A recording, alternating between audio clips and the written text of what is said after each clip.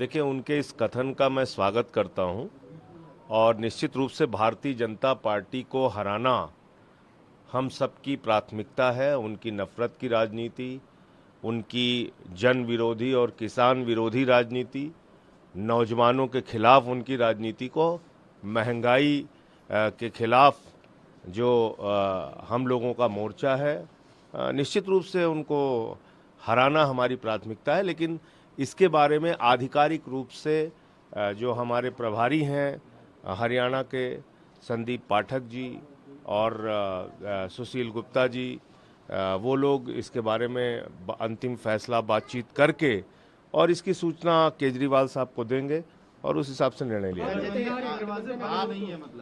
मैंने कहा कि आपने उनके एक वक्तव्य का जिक्र किया, लेकिन इसके बारे में कोई भी फैसला जो हमारे हरियाणा का संगठन का काम और चुनाव का काम जो लोग देख रहे हैं वो केजरीवाल जी की सहमति से लेंगे। ये सवाल ये है कि राष्ट्रीय स्तर पर संगठन के लिए आप सक्रिय हैं, इंडिया अलायंस में आप सक्रिय हैं, ऐसे में ये हरियाणा के चुनाव से संबंधित बात है। ये लोकसभा चुनाव से संबंधित बात नहीं है या ऐसे किसी राज्य से संबंधित नहीं है जहां पे मैं प्रभारी हूं। तो जो लोग संगठन का, पार्टी का एक काम करने का तरीका होता है, वहां प्रदेश अध्यक्ष सुशील गुप्ता जी हैं, वहां के संगठन का काम संदीप पाठक जी देख रहे हैं, इसके अलावा पार्टी के राष्ट्रीय अध्यक्ष हैं। तो पार्टी में का निर्णय लेने की एक प्रक्रिया है, ये सब तय करने के बाद पीएसी हरियाणा और दिल्ली में दरवाजे खुले हैं क्या कांग्रेस के लिए? कोई बातचीत की जगह है क्या? अब आपने एक सूचना दी है, उसके बारे में और जानकारी लेके तब बताऊंगा।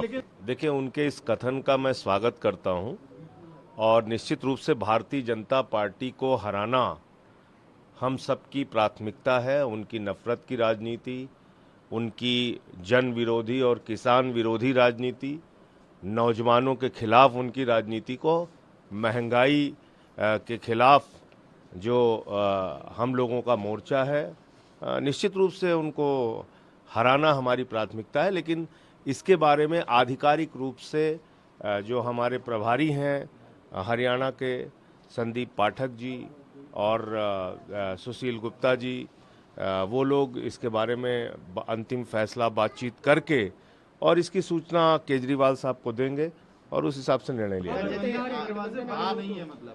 मैंने कहा कि आपने उनके एक वक्तव्य का जिक्र किया, लेकिन इसके बारे में कोई भी फैसला जो हमारे हरियाणा का संगठन का काम और चुनाव का काम जो लोग देख रहे हैं वो केजरीवाल जी की सहमति से लेंगे। ये सवाल ये है कि राष्ट्रीय स्तर पर संगठन के लिए आप सक्रिय हैं, इंडिया अलायंस में आप सक्रिय हैं, ऐसे में ये हरियाणा के चुनाव से संबंधित बात है। ये लोकसभा चुनाव से संबंधित बात नहीं है या ऐसे किसी राज्य से संबंधित नहीं है जहां पे मैं प्रभारी हूं। तो जो लोग संगठन का, पार्टी का एक काम करने का तरीका होता है, वहां प्रदेश अध्यक्ष सुशील गुप्ता जी हैं, वहां के संगठन का काम संदीप पाठक जी देख रहे हैं, इसके अलावा पार्टी के राष्ट्रीय अध्यक्ष हैं। तो पार्टी में का निर्णय लेने की एक प्रक्रिया है, ये सब तय करने के बाद पीएसी तय। हरियाणा और दिल्ली में दरवाजे खुले हैं क्या कांग्रेस के लिए? कोई बातचीत की जगह है क्या? अब आपने एक सूचना दी है, उसके बारे में और जानकारी लेके तब बताऊंगा।